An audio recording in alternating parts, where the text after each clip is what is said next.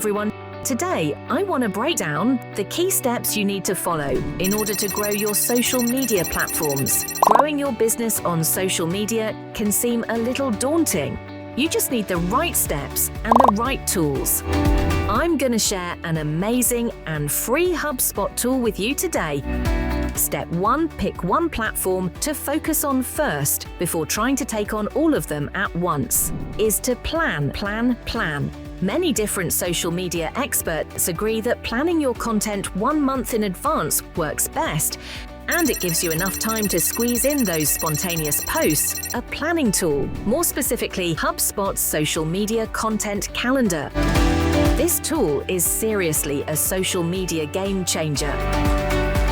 It's like one giant template, so you're not scrambling to put something together last minute. Step 2, find your niche and study your competition. In order to stay consistent, you have to keep up with trends in your niche and see what other accounts are doing.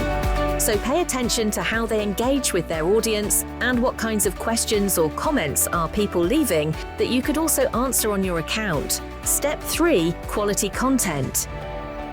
Is your content providing value?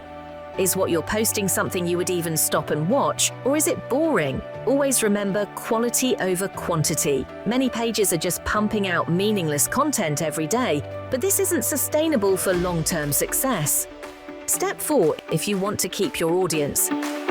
It's better to think of your followers as a community instead of just an audience. These accounts are following you because you provided something of value to them. It's your job to engage with them and show them your appreciation as well. A great way to get the ball rolling is to ask questions. Ask your followers what kind of content they want to see from you. Get their feedback on what you're currently posting and see if it's working or not.